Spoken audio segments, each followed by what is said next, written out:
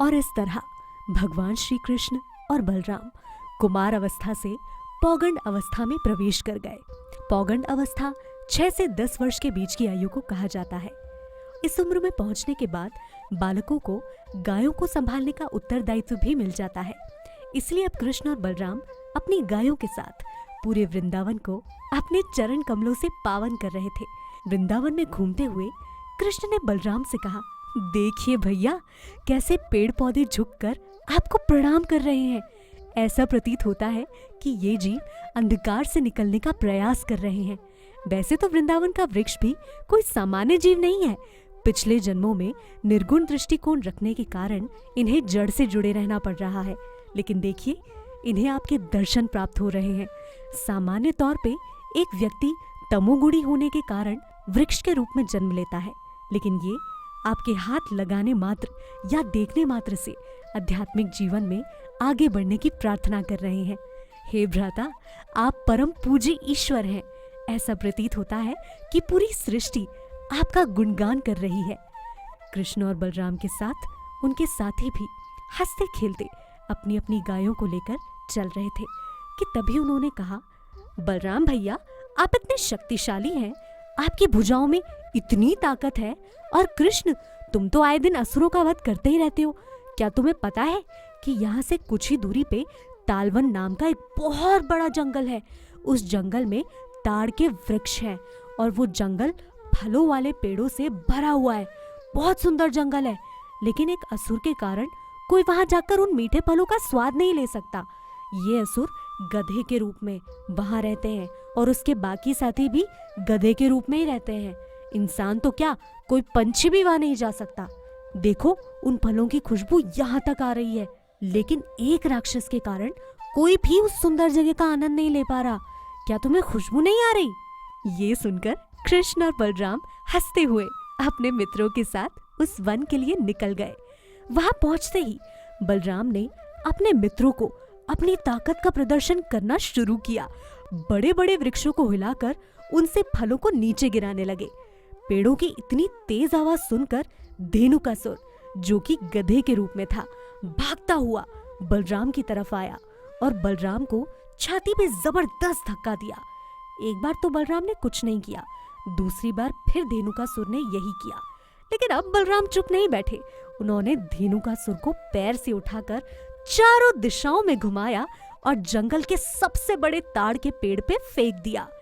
धेनुकासुर के प्राण निकल गए और जिस वृक्ष पे वो गिरा था, वो वृक्ष भी जड़ से उखड़कर नीचे गिर गया। इसी तरह बाकी आसपास के वृक्ष भी गिरने लगे। ऐसा प्रतीत हुआ जैसे जंगल में बहुत जबरदस्त आंधी आई हो।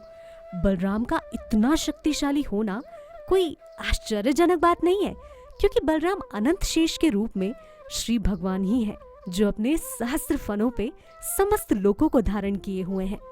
धेनुकासुर के वध का बदला लेने के लिए धेनुकासुर के साथी कृष्ण और बलराम पे हमला करने लगे, लेकिन ठीक उसी तरह कृष्ण और बलराम ने एक एक दैत्य को टांग से पकड़कर चारों दिशाओं में घुमाकर ताड़ों के पेड़ों पे फेंक दिया।